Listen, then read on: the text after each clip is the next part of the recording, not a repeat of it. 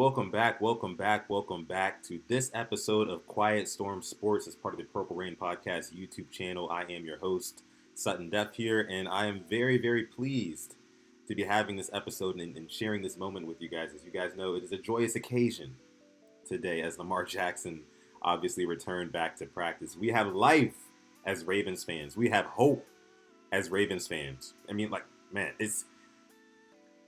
I'm feeling good today, guys. I'm feeling good. I'm feeling like a fresh start, right? I went out, I got my hair cut earlier. I got shaved down pretty low, right? Somebody told me yesterday I should put on a kufi. I'm looking like Haddam Husutton out here. You know what I'm saying? So I was like, let me get the clean shave. You know what I mean? Get it real down low. Get the hair cut down low. You know what I mean? New look, fresh new face, fresh new feel, fresh new Ravens. Who knows? Who knows? You know what I'm saying? Like, we might be back. We might be back. And we're going to get into all of that today here on this episode of the show. Appreciate you guys for coming through. As you guys know, I'm live. If you're not watching live right now, shout out to the Replay Gang. Always for the Replay Gang, man. Put hashtag Replay Gang down below in the chat, in the comment section, and let us know what you thought about this episode. But first, I got to give a big shout out to everybody who's here in the live chat right now. King Blaze in the house. What's going on, King Blaze? RJ Ahori says, clean cut, my guy. Appreciate you, brother. Thank you for coming through. I see my guy Dre in the building. Says, what's up, Sutton in the Rain Gang? What's going on, Dre? Ashley, what's up, Ashley? Says, hey, Sutton and everyone. Point says, literally a fresh start. That's what I'm feeling, guys. I'm feeling like a fresh start today. I know a lot of us woke up this morning, just anticipating the idea and anticipating the news that Lamar Jackson was not going to practice on today, Wednesday, October 22nd, 2025, which would have forecasted that he wasn't going to play. But Jeff Zrebiec tweeted today, somewhere around noontime when they went out there for practice, that Lamar Jackson is back. He showed up like 20 minutes late, apparently. But, it is what it is. He's back at practice, and you love to see it. Before we get into that, I want to show you guys some of the clips that were shown here today from some of the beat writers, Jeff Zrebiec included. Make sure you guys like the video. Like the video if you're watching on YouTube. Subscribe to our channel as well. We do go live damn near daily, but definitely every Monday and Thursday to preview and review every single Baltimore Ravens game. So, Alaskan Man says in the chat, says, I don't know, the O-line's still trash. That's going to be another thing we got to look out for, guys. I talked about that yesterday. O-line, we're still going to have to look out for that. Like, are they going to trot out the same five out there? Mainly we're looking at the two guards, obviously. Are they going to try something different there? There's also some news surrounding that position group as well, so make sure you stay tuned for when we get into that. But, like I said, again, and by the way, guys, taking live callers on this episode. The live caller link is down below in the description on YouTube. So if you're watching on X right now and you do want to join the show, give your take, give your piece on what the Ravens are doing right now, how you're feeling about the Ravens, make sure you go ahead and hit that link in our YouTube description on this video, and you can join the stream for about 5 minutes. We got a 5-minute timer for you to get it all out, get it all off your chest. So just another heads up there. But again, make sure you like the video, subscribe to the channel. So, let's get into this report here. Now, let me see. What do we want to see? All right, I told you guys I was going to show you some clips. Let's take a look here. So, again, guys, this is a clip that was posted by Jeff Zrebiec earlier today, and it is of Lamar Jackson actually taking a live rep here, because I don't know about you guys, but I wanted to see for myself, really, more than anything, what he looked like kind of jogging around out there. I knew he probably wasn't going to be going full speed, and I even asked Jeff Zrebiec, as you're about to watch it here. Doesn't really do too much. Kind of looks like he's not I don't want to say limping off of it, but like coming up a little bit light off of it as well, like trying to stay light on it. You can kind of tell that just a little bit. Lamar is normally light on his feet, but I do believe that he is, I don't want to say 100% healthy, but he's probably somewhere in that 70 to 80% range if I just had to guess. You know what I mean? If I just had to guess, that's what I would say, to be honest with you. So, but yeah, and again, and I asked Jeff Sarebek, I asked him like, hey, did he look like he was labored at all or anything like that? And Jeff Sarebek told me, he said, hey, look, like he wasn't going 100%, but it didn't really look like he was laboring. I took that for what it was. But again, I do think that Lamar Jackson is going to be able to go against the Chicago Bears at the bank this Sunday, 1 p.m. Eastern time, and it's going to be a playoff game. Again, guys, I've been saying this for the past couple of weeks. Every single game is a must-win game from here on out, and that's why Ravens fans are rejoicing today that Lamar Jackson is back at practice. Because honestly, not only are the Ravens just kind of like unwatchable and unentertaining and uninteresting without Lamar Jackson playing, they're just straight up not competitive, right? They can't compete. 30-plus points a game, averaging to 6 points a game when Lamar Jackson's not playing, they're just not competitive. So, again, that's why Ravens fans are so excited here. We do have 90 people watching live so far on this episode of the show. Appreciate you guys for coming through. I do have a guest in the backstage here. I'm going to go ahead and bring him up on screen here in a second. Let me go ahead and transition to our studio here.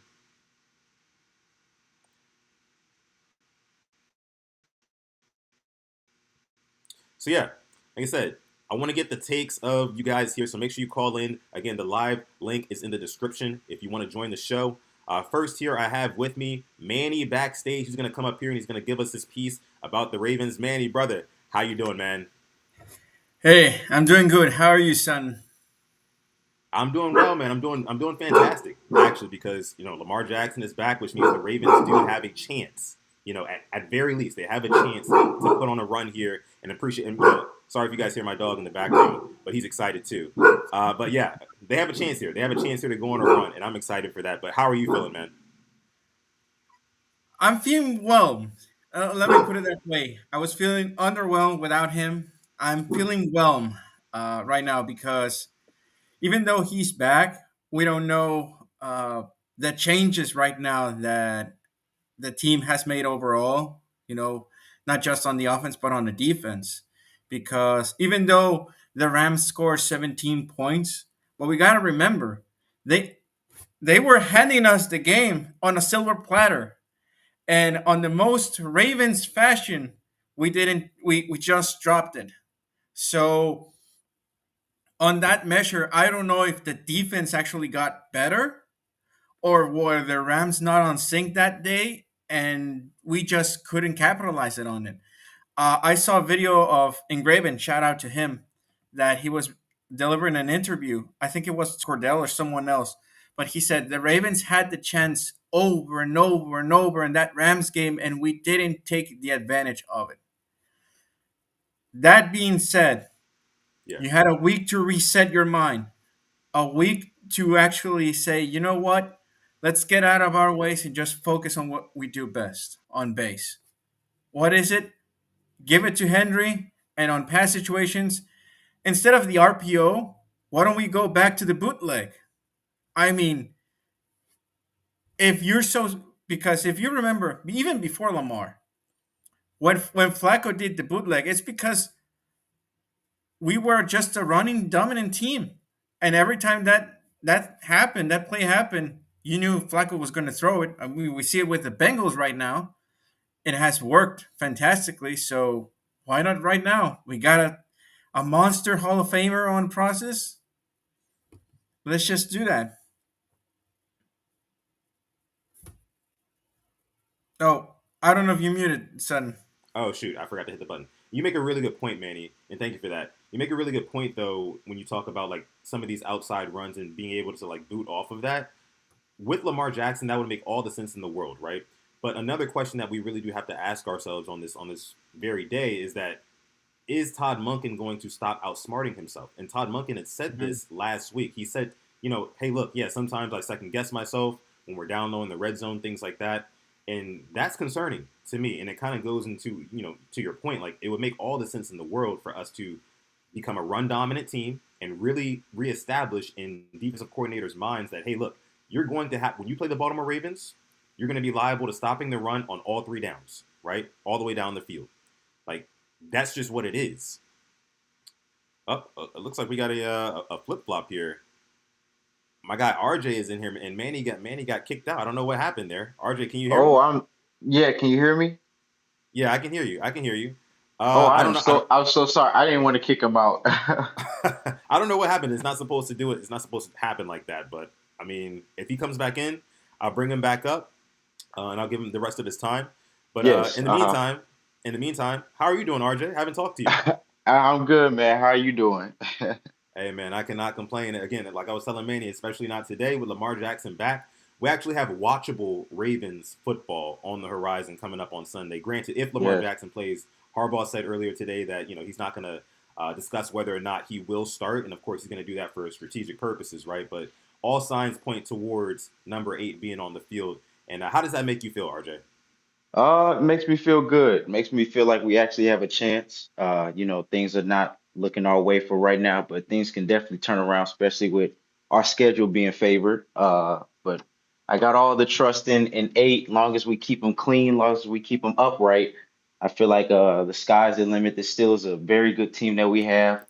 We have some hiccups here and there on different positions, but I feel like for the most part, as long as, like I said before, as long as we keep eight upright, keep him healthy, keep his jersey clean, I think we have a chance. Yeah, definitely, definitely. Now, I mean, we're talking about one side of the football, and of course, keeping him upright is going to be totally on George Warhop and this offensive line.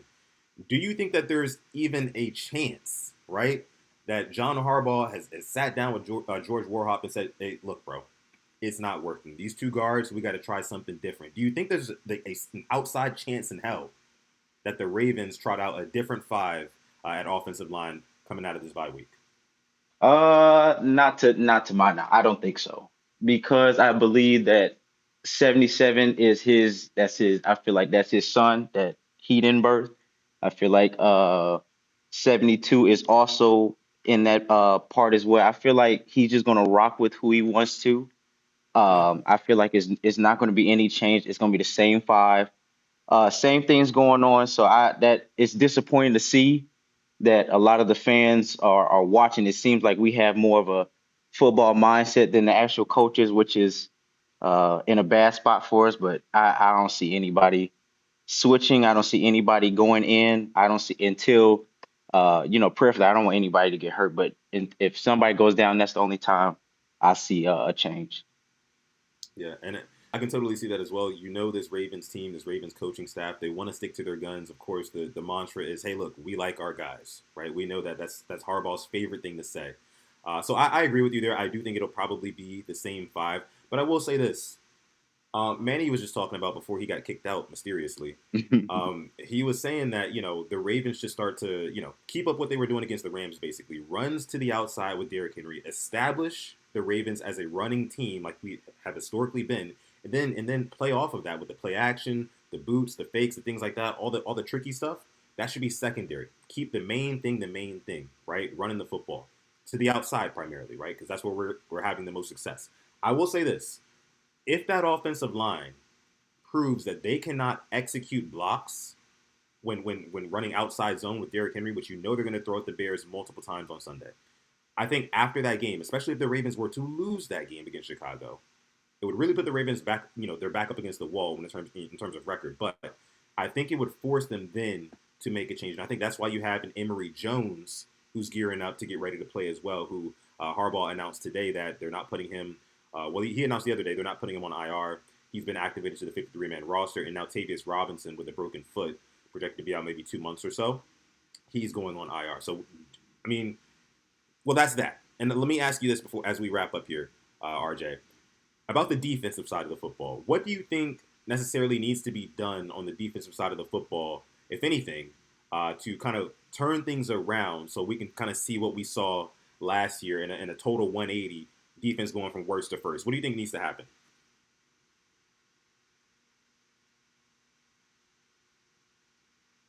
Oh, RJ's offline. RJ's offline. I think I lost RJ. We're losing people here, man. It's crazy. What's going on? Oh, there he is. He's back. He's back. RJ, you back? Yeah, can you hear me? I'm so sorry. You're good. I can hear you. Okay. Did you hear what I was saying? Yeah, I think I remember the question. It was about the defensive side. Yeah, what needs to be done on the defensive side of the football to make a turnaround, a 180 from what's been going on so far? I felt like when we first started the season, I was kind of harping on and actually putting in the chat. I thought we should have got a better linebacker to be a duo to Roquan. I thought to get a person like Patrick Queen, I thought Devin White, even though he's had his hiccups coming up through the season, I thought a person like Devin White would be nice to be a duo with Roquan because him and Patrick Queen are kind of the same exact person. But on the defense side, I just feel like we just gotta be more aggressive. I feel like we're just not that same. We're not that same defense. Even couple years back, I literally just watched Patrick Queen and Roquan Smith on the duo video that Simply did. Shout out to him. Yeah, That it's just the way that they tackled. They were just flying around the ball. They were just very aggressive. You could just see like the fear of teams that they had was like I don't think we should run the ball today. I feel like, our best option is to play everything cool and just see what the defense gives us. But I think we're just too passive. That's my biggest thing. I feel like we have good enough corners where they should be pressed up. Nate Wiggins is a great corner. We have Jai Alexander. Hopefully he's still healthy. And the other guy, Awuzie. I feel like we have, and also Marlon. I can't forget about Marlon. We have great corners for us to be pressed up. And then you got when we had Kyle in the backfield, now he's pushed up on the line. I like that move. And then we got a safety that we just got, which is an okay move, but we have a great secondary for us to be too passive. I just don't like that part about our defense. We just giving them too much room. That's what I end up with. I agree. Definitely think you got to be more aggressive because that's the only way you're going to force what turnovers, right? And that's Yeah, something that the Ravens have been starving for since Zach Orr's tenure started in Baltimore. To be honest with you, as a defensive coordinator, and so hopefully, yeah, you're right. I hope they're less reactionary and more proactive, more aggressive. Because again, that's what's going to cause that chaos and that's what's going to cause that havoc that we really need on this Ravens defense. But RJ, I appreciate you coming through. I'm gonna go ahead and bring the next person up, man. I appreciate you as well. Thank you. All right, brother. All right, all right. So that was my guy RJ. Appreciate him for coming through. Longtime listener and watcher of the show. I'm having a lot of fun with this. Having a lot of fun with this. I'm gonna go ahead and bring up Andrew next, and then I've got Manny backstage as well. Manny's got to finish up his time, but I'm gonna give Andrew his shot right here because he's been in here for a little while. So without any further ado, you guys say what's up to Andrew, man. What's What's up? up, How bro? are you doing? Doing good, man. Thank you for coming on the show. Thank you for supporting. So Yeah, yeah, I want to know how are you feeling on this day, October 22nd? Lamar Jackson's back at practice. The Ravens are 1-5. Can they go on a run? People are taking games out of the locker room. What is your current assessment on this Ravens team, man? I personally feel like the next 2 weeks are going to dictate what they do. If they win the next two games, I think they'll make another move for an interior offensive lineman and possibly a pass rusher. I feel if they falter the next two games, that's when they'll start selling and trying to get rid of some of the free agents that they'll have for next year. But overall, pretty optimistic for a good stretch these next 2 weeks. We got the Florida Ravens that are going to go down to Miami and probably sell out for Baltimore. So we'll see how these next two games go and go from there. Yeah, I agree. Now, I think that do you have any concern? I haven't asked anybody this yet. It looks like Lamar Jackson's going to play on Sunday. And of course, the Ravens have a quick turnaround time as they play on Thursday Night Football against the Dolphins, like you just mentioned. Do you have any concern with like Lamar Jackson coming back to kind of like I don't want to say a strenuous schedule in terms of a strength of opponent, but a strenuous schedule in terms of like you got to play two games in a quick turnaround time, coming off of a hamstring, which we know could linger, right? How do you think that impacts the game plan offensively, and what do you think that just looks like overall? I think it's just that it's a load management issue in terms of managing him to make sure it doesn't progress. We know hamstrings can be tough, especially the severity of the injury if it's grade 1, 2, or 3. Yeah, So I think it's just a load management issue. Probably he stays in the pocket a lot. We run a lot of outside zone and stretch plays with Derrick Henry, and try not to keep him as mobile and keep him in the pocket just to conserve his legs for the next couple weeks. I think that's the conservative approach, and having him limited in practice like the next few days until he plays, I think would be advantageous. That's where I think they Yeah. utilize him and minimize his reps in practice and don't use his legs as much in the game. Yeah. Definitely, definitely. I mean, load management is going to be very, very important. However, my fear is that the Ravens get into a little bit of a shootout because I still don't all the way trust this defense. Andrew, I mean, do you share my same assessment there when it comes to the defensive side of the football? Do you trust them after that Rams game, or still not so much? I have a little bit more confidence in the defense. I feel like they played a little bit more aggressive, dropping Kyle Hamilton down, and Trenton Simpson actually had a really good game against the Rams, creating some pressure. I was happy with that, but then again, it depends on if we're playing 3-4, 4-3 with the lack of interior depth that we have. But I can understand your point on trying to make it a shootout if it goes that direction. Um, but I feel like we're getting a lot more back on the defense, and having Roquan as a communicator and Kyle Hamilton back in the secondary and having him drop down, I think will solve a lot of questions, and we'll keep it close in terms of our matchup with the Bears. Yeah. And one more question I got for you, man. When it comes to getting pressure, obviously the Ravens traded away Odafe Owe a couple of weeks back. We haven't really seen a whole lot of production out of second-round pick Mike Green. Kyle Van Noy only getting older. He doesn't really look like a game wrecker. He's never really been a big game sack guy. Like, where do you think some of this pressure comes from, if any, right? Because the Ravens are going to need that. Yeah, it's going to have to be creative. I mean, Mike Pierce got the thick pick from dropping a 400-pound man in coverage and blitzing a corner. So it's got to be creative with how you get it, and it has to be creative so the quarterback doesn't expect it. But we'll see what the defense can throw at Caleb Williams this upcoming week, and trying to throw them off schedule. But we'll see what happens. I don't think you'll get it from your main line, so you got to find other creative ways to get it. Yeah, Harbaugh talks a lot about having to kind of manufacture pressure. Obviously we know that means just simulated pressure, sending more guys than 5 or 6, and maybe sending guys off the edge, like you said. Kyle Hamilton might be in that role as well, blitzing off of the edge, and I think he's going to give Caleb Williams a very, very hard time. I talked about that on yesterday's episode. But Andrew, man, I appreciate you so much for coming through. I'm gonna go ahead and get Manny back up here. Make sure you come back next Wednesday because I do this every Wednesday now. Okay? Sounds good, man. Thanks for all your hard work. Appreciate it. Yes, sir. All right, I'll see you later. All right. Bye. All right. So let's go ahead and get Manny back up here. Shout out to Andrew for coming through. So let's see. All right, there he is. Hey. Oh, still says he's offline. I don't know if. Yeah, there he is. I'm there here. He is. What's going on, man? Here. Appreciate you for coming back. Hey, I'm back. Yeah. So what other thoughts you got, bro? What other thoughts? I'm really curious. I know it's going to be a gauntlet from here on now. I was like, we didn't want this to be a gauntlet, but now it is. We put ourselves in this position.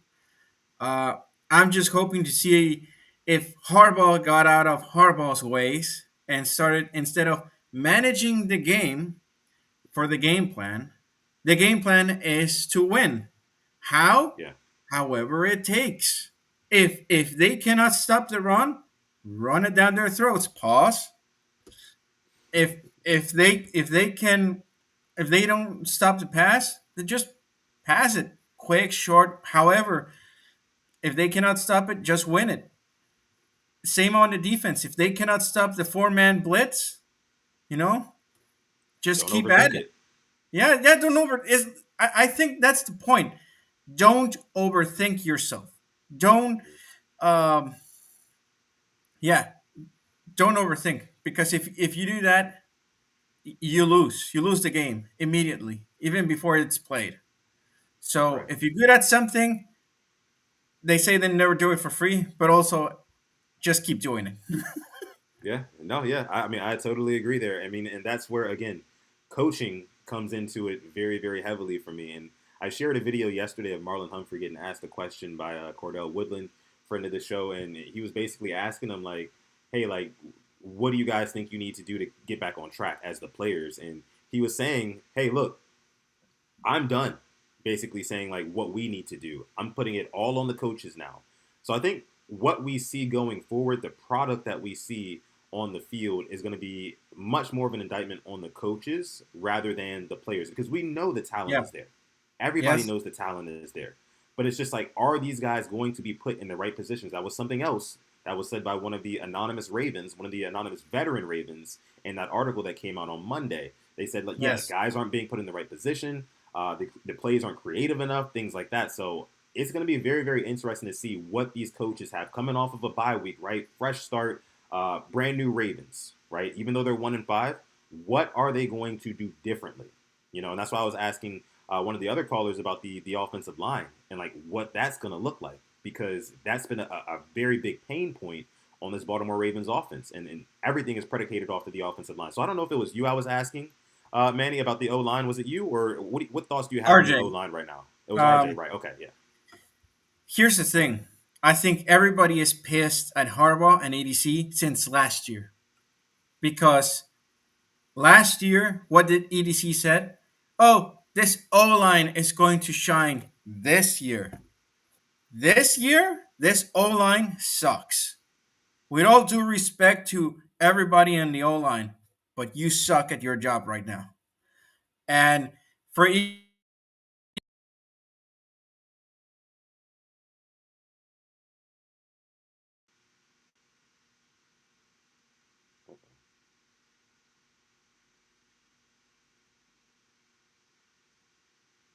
there, sorry, can you hear me? I can hear you now. I can hear you now. Okay, it went out for All a right, second, but I can hear you. Yeah. right. Um, but yeah, it's the fact that your general manager didn't address the O line when he had to.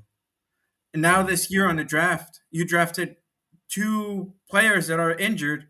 One is coming back, and the other one you don't know what's going to be his status for next year if he's going to be next year.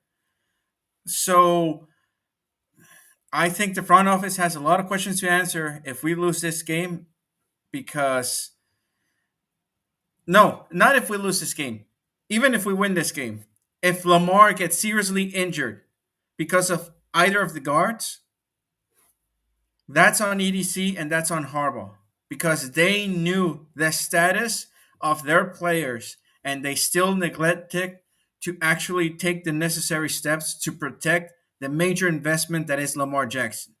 Because let's Yeah. face it, without Lamar, Baltimore wouldn't be in the radar of the media.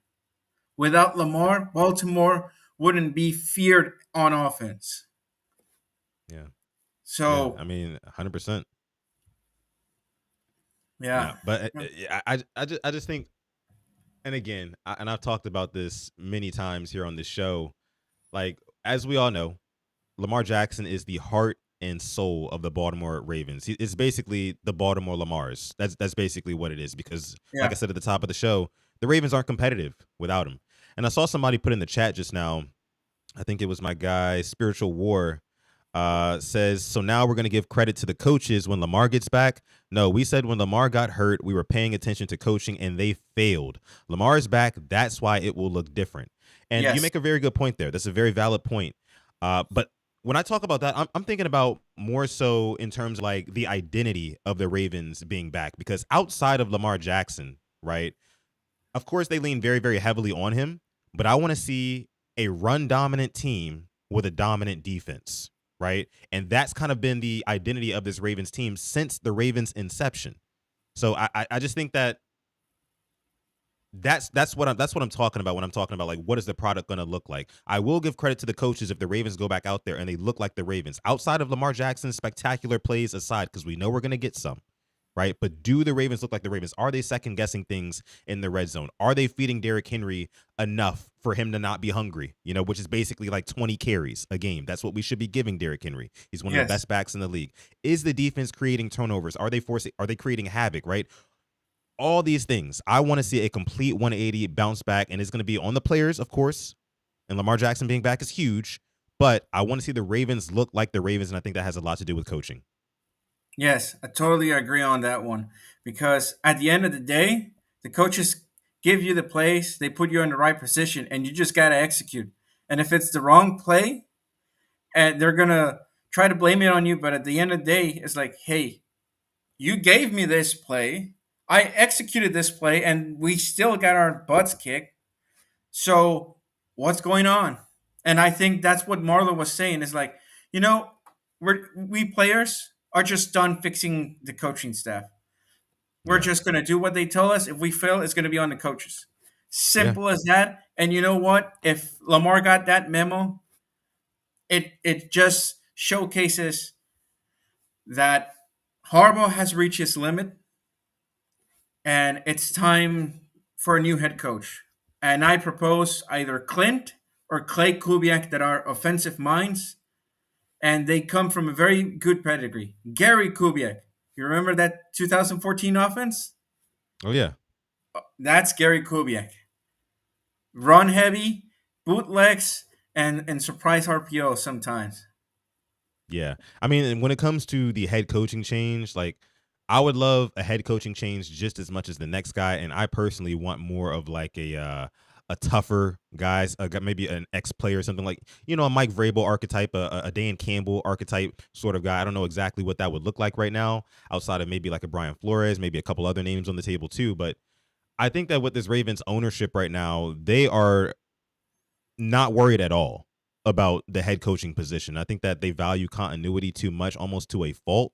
And this is what they were saying over the offseason. I remember John Harbaugh and Steve Bisciotti did a side-by-side interview. And it was Ravens produced, of course, so you're only going to get but so much. But what you kind of took from that is that they're comfortable with John Harbaugh. So I don't think that even if the Ravens were to lose the remainder of their games this season, hypothetically speaking, which we know won't happen, right?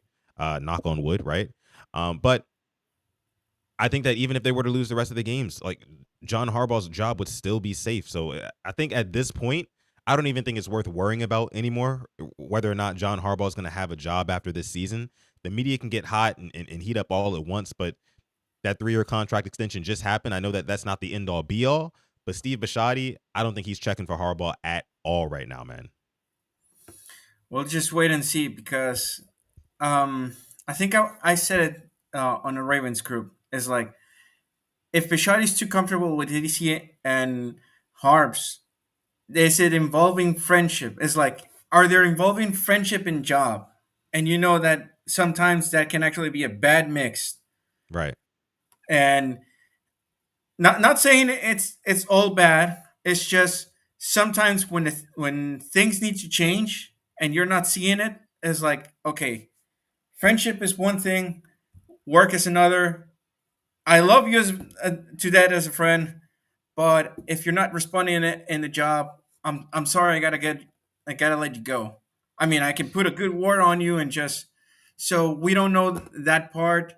They say that that's separate, but by the looks of it, as we have seen in this awful stretch, we see it more that it's on the bad mix. Yeah. Yeah. And real quick before I let you go, I mean, just to Yeah, wrap that up, uh, you know, Steve Bisciotti, he has multiple $1 billion, right? And the Ravens, I think he looks at them kind of as like his toy, right? Something that he can just kind of, it's a hobby to him, right? It's not, it doesn't really affect his livelihood directly, whether or not the Ravens are good or not. You know what I'm saying? So it's just like, unlike, if you worked like a real job, like if you were the owner of a yeah, company, right? And like that company literally put food on your table and that was like your main source of like income. Yeah, if somebody who you hired to be like a head manager or something like that, if they weren't getting the job done and they weren't getting it done consistently, yeah, you would move them off of that. But I think that again, since this is more of a hobby for Steve Bisciotti, and since him and Harbaugh are so close and Harbaugh and EDC are so close and everybody's so tight knit up there, I think it's just kind of like, it's a good old boys club, and nobody's really gonna sit up there and hold each other accountable because the stakes they aren't quite as high as like a normal, you know what I mean, like yeah. franchise being run or a company being run. But yeah, that's all I wanted to say about it. I agree with everything you said, and I do think that the Ravens do need some new leadership. I think that the messaging from John Harbaugh's gotten stale, but I don't think that the owners see it the same way. But I appreciate you for coming on, Manny. Again, we're gonna be doing this every Wednesday, so if you can manage, come back next Wednesday Yeah. and we'll chat up some more. Yeah, thanks for the opportunity, son, and have a good day. Yes, sir. All right, man. See you later. All right, all right. So I had my guy Manny up here. Appreciate all you guys for calling in to this episode of the show. Let's go ahead and get back to our normal studio here. Yes, yes, yes. So, what else do we have to get into here? Welcome back in Quiet Storm Sports with your boy Sutton Def here. Make sure you guys like the video if you are enjoying the content. Going live damn near daily. Of course, you're going to get some daily Ravens content out of this channel, the Purple Rain podcast. Again, I'm your host, Sutton Def. Go live Mondays and Thursdays at 6:30 p.m. Eastern Time with my co-host, Simply AS10. You may have heard of him. But pretty much daily here, I'll be doing Quiet Storm Sports, where I just talk about all things Ravens throughout the week. You know, other topics you guys want me to get into from other sports, I can get into those as well. NBA started last night. That was exciting as hell. That was very, very exciting. I don't know if you guys watched that game last night, but it did not disappoint. Double overtime for the Rockets versus Thunder. I posted a video about it. If you haven't seen it, check it out. It's on the channel. But that was a good one. Let me know if you guys saw that game. But yeah, a couple other things to get to from these Ravens, right? These Baltimore Ravens who, I don't know, it seems like there's a little bit of light at the end of the tunnel now that Lamar Jackson is back in action. But there was a couple other things that were said today that kind of, I don't want to say piqued my interest, but, you know, they kind of seemed important to me. I mentioned earlier that Harbaugh said that Tavius Robinson is going to go on IR and Emory Jones is going to take his roster spot. And that does kind of, I don't want to say, well, yeah, it excites me. It excites me because we've been talking for a long time here on this very channel about maybe them switching up the guard spots. A long time. And we got another guest. We got another guest backstage, and this one's a very, very special guest. Hold on, let me switch back to my studio with the live callers. Let me get him in here. Got to get his take on what's going on today, what's been going on this week. Didn't go live with him yesterday. But let's go ahead. Let me see what's going on here. Switch back over. There we go. All right, so this man needs no introduction. A staple in the Ravens content creation community. Without any further ado, let me go ahead and bring up my guy, Coach Evan, Sip to Tally Films. What's going on, Coach? Hey, what's good? Just showing love because you show love on Tuesdays with me. And so today is an opportunity to give some of that love back. And I don't know if you saw my message earlier, but your mug is on the way. I don't know how long it is because of where I ordered it from. I had to order it from Teespring again. But it is on the way. So I appreciate it. Be there when it get there. Okay, sounds good. I mean, I've been having a lot of fun going live with these guys over at Sip to Tally Films channel every Tuesday. This week we didn't go live this week because the Ravens are on a bye. Not really a whole bunch to talk about. But next Tuesday, make sure you tune in to Coach Evans' YouTube channel at Sip to Tally Films because we will be live there chopping it up. Me, Coach, and all the other guys as well. We have a great time over there. So. But I appreciate that. I appreciate that mug. I'll definitely have it right on the desk every time we go live. Believe that right here. But yeah. Anyway, so what have you been thinking so far this week, Coach? It's Wednesday. The Bears game is 4 days away. Lamar Jackson is back at practice. We got news coming out of the castle on Monday talking about, anonymous Ravens talking about guys aren't being put in the right position. The Bills loss took a lot out of them mentally. They're taking games out of the locker room, which, by the way, today they mentioned that the veterans actually took the games out of the locker room. That was kind of surprising to me. What is your overall thoughts right now, Coach, on this Ravens team? Lamar Jackson is back. What do you think? You got to win Sunday. Like, the playoffs have started for us. We are in the field of 64 already. We are win and go home, in my opinion. And even if we not win and go home, you have one more loss before you got to completely pack everything up. Completely. Yeah. So I feel like, with all that other stuff that's coming out there, they got to find a way to lock in. And so I think we don't really have leaders. And I think that's part of the problem. We don't have a guy that will just rip your what if you ain't doing the right things. And is not scared to come. And I don't feel like there are one or two personalities on the team that could do that. I feel like Kyle's one of those guys. I feel like Lamar's one of those guys. But Lamar is not that from what I see, and I don't know him personally. I don't feel like he's that kind of person. I think Kyle is on the verge of being that. Because Kyle is and I said it a few minutes ago on my show, he's a good mix of an intelligent football player, but the crash out of a YN. Yeah. And so he has the great mixture of he can go off on somebody and get them straight because his play ain't gonna fall off. He's been probably one of the most consistent defensive players for the past 2, if not 3 years. So he can go in and be rah-rah because his play not gonna fall off. If you be rah-rah and you don't play like crap, like certain linebackers, that rah-rah don't mean nothing. Yeah, and when it comes to Kyle Hamilton, I do agree that he could be one of the guys who kind of rallies the troop, galvanizes the troops, and getting guys' faces and holds them accountable on the field, on the sideline, all that sort of stuff. However, I think that intelligent side of him, it doesn't really allow him to access that every time he needs it. He's a great communicator. Trust me, like pre-snap, things like that. He's really good at that. You see him when you watch the All-22 film. He's communicating with guys. He's tapping guys, telling them to go which directions, when guys are sent in motion, things like that. I love what Kyle Hamilton does communicating. But when it comes to like really like putting guys in check, man, that's the next step for him. That's the next step. If he can get that, then yeah, because nobody else on this defense right now, Roquan Smith, his play is too inconsistent for him to confidently get up there and really like getting guys' faces like we were talking about here. But Kyle Hamilton, I think if he makes a couple more plays and he starts to get some momentum, you could see that switch being flipped. And I hope the coaches are telling them this, right? I hope the coaches are telling them like, hey, like you got to be the leader out here on the defense. We don't have like a Ray Lewis right now, or hell, even, and this is another thing. I was mad when we got rid of Calais Campbell a while back. You know what I'm saying? Because not only was Calais Campbell a force on the interior, right? And I know he's older, approaching 40 now, damn near, or if not already. But he was also a vocal leader. You know what I mean? Like in the huddle, before the games, like during the games, on the sidelines, like, and he would make big impact plays in big moments. And he's still doing that to this day for the Arizona Cardinals. They just suck. So it's just like, again, Coach, I totally agree with what you're saying there. Again, they were talking about like they took the games out of the locker rooms, and the veterans were the ones who said that they wanted the games out of there. They thought that they were distractions. At least that's what the coaches are telling us here, and that's what was reported today. So maybe somebody is in that locker room stepping up. Whoever initiated that, maybe somebody is in that locker room initiating like, hey, like we need to change some things, turn some things around. But yeah, man, it's going to be interesting to see. Like you said, you got to win on Sunday to start anything. You got to go 1-0 every week from here on out. I'm sure that's what the Ravens are preaching to them right now.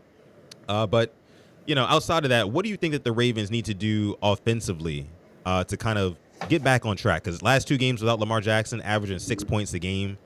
We saw the outside zone work, and you talked a lot about that on your channel. I watched those videos. What do you think that the Ravens need to do to kind of get back on track offensively? Well, whether Lamar's in there or not, outside zone needs to be the jab.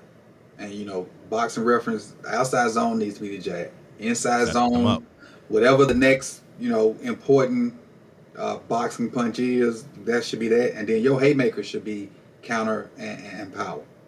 But you should outside zone them folks to death, because if it don't, like I showed in the video, it don't even have to be blocked right. We had one play where Falele was stretching to see if he can touch both hashes, and Derrick Henry still got 15, 20 yards. So with that play, it don't even have to be blocked right. And if you got a back that can read and anticipate, and then set up stuff off of that. I mean, look at is Lamar's the arm talent of Matthew Stafford? No, but he ain't too far behind him, and he can do some stuff Stafford can't do. So look at all the stuff Stafford does. Running out, because they run a lot of outside zone and duo with Corum and the other running back from Notre Dame. I can't think his name, but Lamar can do some of that stuff, and it'll probably be better at it because, like when Cooper Rush was in the game last week, 2 weeks ago, and whoever the backside end was, they didn't care about Cooper Rush. They was crashing down, going to catch Derrick Henry on the backside. Yep. Soon as you put Snoop in there, they couldn't crash down like they wanted to. And so imagine if that was Lamar. It would be even more gravity giving Derrick Henry extra space or Justice Hill or whoever to run. So let outside zone be your jab and work everything else off of it. You still can run duo. Well, without guards, you might not can run duo. My bad. Take that back. You still can run other runs, and then your play action will be deadly. Yeah, The and play that's the action should thing. be your shot play. Right, exactly. And you make a really good point with the boxing reference. Like outside zone, that's your one, that's your jab, right? Mm-hmm. And then, what did you say the second shot should be again? Remind me. Inside zone. Inside zone, right? Yeah, so that's Mm-hmm. your two. That's your two, straight right down the middle. And then Mm-hmm. off of that, once you get the defense, once you get the linebackers, because you know it's going to be heavy boxes, right? Mm-hmm. Once you get the linebackers flowing in one direction, that's when you hit them with the haymaker and the play action, the boots and things like that. That some of the other guys were talking about earlier on the show. Yep. That's going to be the claim to fame for this Ravens offense. And having sustained drives, right? We talked about this early in the season on your channel. Stay on the field, right? Yes. Win time of possession battle. If you're not going to be forcing a buku amount of turnovers every game like some of these other teams, right? We can barely average one. If you're not going to be doing that, you have to win the time of possession. That's the only reason that the Ravens were even competitive remotely with the Los Angeles Rams, right? That's why the Rams didn't go off on us. I mean, they only scored 17 points because we out possessed them by 15 minutes. I believe you told me that stat. Yeah. So it's just like that's definitely a key to victory there. Now on the defensive side of things, Coach, where do you think that the defense goes? Of course, we saw some good things against the Rams. Again, not only was it time of possession, but the defense seemed to step up. The run game has actually looked a little bit better in recent weeks, but you're still thin on that D line, right? You're still thin up there. What do you think that the Ravens need to do to kind of, I guess you could say, cause some havoc, and against Caleb Williams specifically, based off of what you know about him, what do you think the game plan and strategy is going to be defensively going into Sunday's game? Defensively, I think they're telling the edge guys to stay in your rush lanes. Don't gamble on spinning inside or ripping inside unless you have somebody else on outside contain. Otherwise, stay in your lanes. Do not let him throw the ball from outside the pocket because he's dangerous from outside the pocket. You have to find a way to keep John Jenkins and Travis Jones fresh. Those are the two guys that have been doing a lot stopping the run because they're commanding double teams. And then when either one of them gets solo blocked, they have a stalemate or they win. Case in point, John Jenkins' sack, fumble, recovery. He was solo blocked. He pushed the pocket and got that. Later on in the game, they doubled him. Travis Jones was pushing the pocket. Didn't get a sack or anything, but he just made it uncomfortable for Stafford because Stafford's not going to run. So pushing the pocket back in his face made some errant throws. Like the pass to that Devontae, quote-unquote, dropped in the end zone, that ball was still high. Even though we know Tay makes amazing catches, that ball was still high because of interior pressure. And we got to be sound on the alleys. We can't let Swift, because if you don't do what you need to do for Swift, he will hurt you. He don't suck.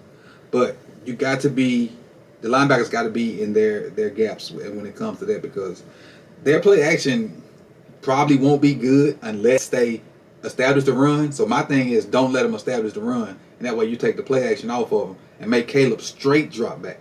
Don't let him add play action to the repertoire. If he throw it, make it be straight drop back. That way your window from linebacker to safety is smaller. Because if he can do play action stuff, that window is bigger, and then he can get all them in cuts and them easy throws to, the new tight end they got. And they got 3 decent receivers, in my opinion. So you got a good task in front of you. On top of the fact that they have chemistry because they've won 4 in a row. Yeah. I mean, you make some good points there, and I'm kind of looking at it. Hey, look who calling me, y'all. Who's that? Let's see if I can. Let's see the focus. Oh, the Miami Dolphins. Let's see what the Miami Dolphins talking about. What the Dolphins talking about, Coach? Hello? Hello? Hey, Ivan. Yeah, this is me. Hey, Ivan. It's Christian here with the Miami Dolphins. Just giving you a call. Looks like you're actually making it out to the Ravens game on October 30th. Is that right at all? Yeah. Gotcha, man. Well, I know you weren't expecting a call here from the Miami Dolphins, but I've been speaking with fans like yourself. What I'm hearing is they're looking to attend a couple more games with us at the stadium. Not entirely sure if that makes sense for you, but I was just, seeing if you were open to having a conversation. Actually, I am a Ravens fan, so I bought that ticket from a Ravens point of view.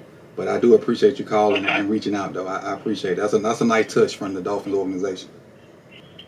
Yeah, and just so I make sure I'm not like bothering you with a bunch of phone calls here, are you traveling down from Baltimore, or are you still local to South Florida? Yeah, I'm traveling from Baltimore. Yeah. Awesome, man. Well, I'll do this. I'll make note of that on your account. If you know any other Dolphins fans or even Ravens fans looking to gain some for like a different game, feel free to share my contact. We do offer like sideline access passes. Unfortunately, we're just sold out at this point for the Ravens game. Otherwise, I'd love to walk you through that. Dog it. Okay, I appreciated that. Absolutely, man. Have a good one. Yeah, for sure. You too. Oh, okay. I thought they wanted to give me a job. I was going to say I'm hired right on the spot. That would have been crazy. Can you imagine? Like, just literally on the stream, they're like, yeah, we need like an offensive line coach really bad. If you want to come in, join the regime. Hey, man, that'd be wild. Hey, you would have left with a green screen because I'd have been gone. That is a nice touch from the Miami Dolphins organization, though, right?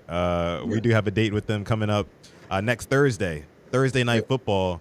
That's going to be an interesting one. But getting back to this Ravens defense here and talking about personnel a little bit more, Coach. Let me see if I can switch the scene here and show us something on screen. Let me see. There we go. Let me share this really quick. Because I was on PFF, and I know a lot of people feel how they feel about PFF, and don't worry, I'm not looking at player grades, anything like that. But they do have a really cool tool where you can actually see the head-on-head lineups, head-to-head lineups here. I use that. I was kind of wondering here. Yeah, exactly. It was a really good tool, right? So I was wondering here, who do I think is going to be the X factor on defense for this game? A very easy answer, and what I think is the correct answer, is number 14, Kyle Hamilton. Right. Obviously, we've been seeing Kyle Hamilton play closer to the box and things like that. So I want to get your take on this scenario, Coach. And let me see. Can we see on screen here? Can you see? Yeah, I see what's on screen. Okay. All right. Perfect. So imagine, it's 3rd and 9, right? The Bears got the football. They really need to have this one. The Ravens really need to get off of the field, right? Let's say they're somewhere around midfield, and this is what you see right here. The Bears in 11 personnel. You got DJ Moore lined up out wide, Adunze lined up out wide, Zacchaeus in the slot. To me, and let me know what you think about this, to me, the X factor in this game on 3rd and long plays is going to be sending Kyle Hamilton off the edge. It might require them to drop some outside linebackers out in coverage, which I know a lot of people will hate, right? But sending Kyle Hamilton on a blitz, I think, personally, is going to be very, very, imperative for this Ravens team to kind of slow down Caleb Williams. Because the thing about him, you want to speed up his quarterback clock, right? Make him make mistakes. He's still a young quarterback. So I think you're going to see a lot of that. But what do you think is going to happen on some of these 3rd and long situations for the Bears? I'm going to go off the deep end on you. I think, because I do agree with that scenario, sending Kyle, mixing that up, but doing it a lot. I'm going to go Malachi.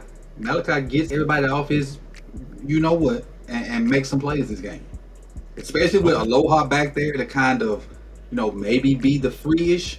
And Starks may creep in certain, situations, and you'll see him in, like, the role he was in Georgia. I think Stark comes up and has a big game this game. Because keep in mind, if the two outside guys, if that's Wiggins and Humphreys or Wiggins and Awuzie or whatever, you're putting Starks with Zacchaeus. Zacchaeus ain't a big, he'll a serviceable receiver, but that's a job I think Starks can handle.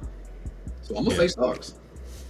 Yeah, no, that's a good take right there. Now, I mean, again, when we talk about this defense, Coach, it's like we have all of these ideas, and honestly, to be honest with you, it seems like this year alone, the fans and especially a lot of you guys who break down film, yourself, Coach DC, and a couple others as well, like. Y'all have been right. Y'all have hit the nail on the head about a lot of the stuff that's going on with some of these Ravens concepts and why they are working and sometimes why they aren't working. So I think that we're gonna see we're gonna see, and I know you remember before the season started, I was on this whole exotic Zach train, baby. Right? I was on the whole you ain't forgot. I know. I know. It ain't been so exotic so far. Right. I mean, it's been very bottom of the barrel. Poverty-stricken defense, quite literally one of the worst of all times. Nothing exotic about it.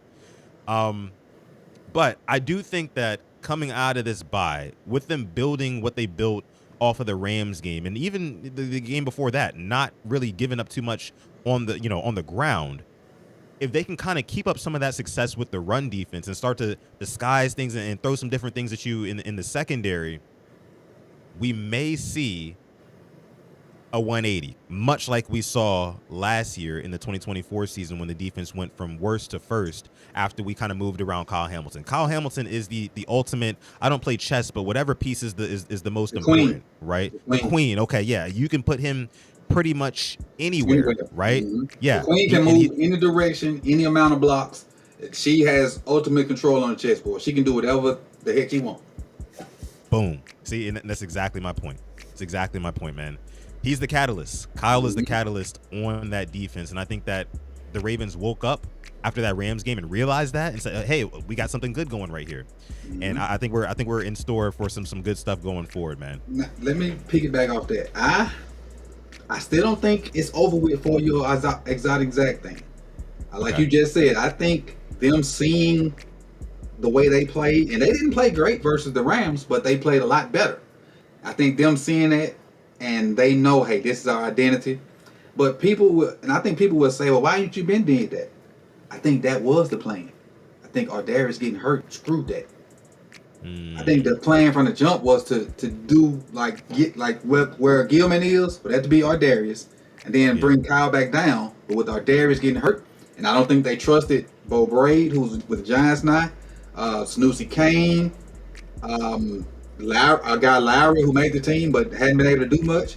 I don't think they trusted them guys. So I think they got a veteran in Gilman that they can trust now.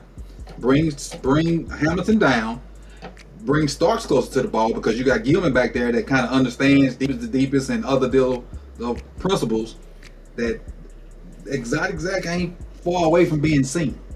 Okay, so you're saying there's still hope. There's still a chance. Yes. Even if we lose games, I still think the defense will get tremendously better. Oh, I mean, see, here's the thing. If the defense can just be average and Lamar Jackson can just be Lamar, which we know if he's healthy, he will, this team can definitely go on a run. Now, Coach, let me ask you this. Trade deadline's coming up, right? November 4th.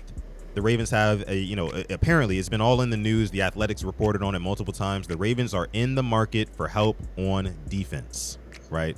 Now, I know if my guys from Lunch Break Hot Take, Jose and Brodney, are listening right now, they hate the sound of that because, they're all for the defense train. They probably want some help on offense, maybe an offensive lineman, but we know nobody's giving up a really good offensive lineman midseason. So do you think that a trade is on the table? And if so, who or what position group do you think that the Ravens go after to try to bolster this defense or this team in general? For me, I don't think a trade is an option unless we win these next two games. Because if we don't win these games, our little candle goes out, and then we become sellers. In my opinion, then people will start trying to get people from us who are on expiring contracts. I don't think trade is even an option until you got to win these two games. Because that'll put you at 3-5, and maybe you can fight out of that. 1-7 or 2-6, whatever. In my eyes, you're a seller. Yeah. You might as well just start, trying to line stuff up for the draft. You got to win these two games to do that. If you win these two games, then you got that weekend before the 4th to try to figure some stuff out.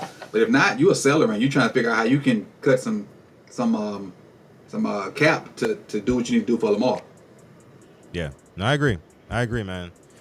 So yeah, it's going to be important again. Like we said, every game from here on out is a playoff game, like you had mentioned, Coach. But I appreciate you coming through, Coach. I'm going to go ahead and wrap the stream up here. And yeah, we'll be back on next Tuesday, right? Yeah. I just wanted to show some love because you come, do the thing with us on Tuesdays, and you was on, and I had finished my little stream, so I just wanted to, give back to those that have been helping me out as well. Of course, man, and I appreciate you, brother. I'll see you next Tuesday. I appreciate you. All right. All right, that's Coach. That's Coach Sip to Tally Films, the legend himself. Appreciate him for coming through. And appreciate you guys for coming through to this episode of Quiet Storm Sports. We talked about a good bit today. Let me make sure I didn't miss anything before I get out of here. Sometimes I do that, guys. I'm so sorry. Sometimes I do that. I want to just talk about, just to wrap things up really quick. I want to talk about morale. For the last couple of weeks, right? The morale in the Ravens fan base has been absolutely trash. It's been in the dumps. It's been in the dumps, and rightfully so.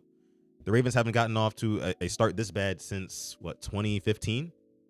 It's been a decade, guys. But I am here to tell you today, the Ravens do still have a chance. The AFC right now is not really looking like it's not looking like it's wrapped up. It's still open, right? And then more importantly, the AFC North is still wide open, if you ask me. Wide open. You have the Steelers, who are 3 games ahead of the Ravens right now for the lead in the North. The Steelers have a gauntlet coming up. The Ravens have a soft schedule, soft as Charmin tissue. So when I'm saying there's a chance, believe me, there's a chance. And with Lamar Jackson back now, I'm just saying, guys. I know you guys are doubting it in the chat right now. If you're part of the replay gang, let me know. Is there still a chance? Do you still have hope in this Ravens team? Because I do.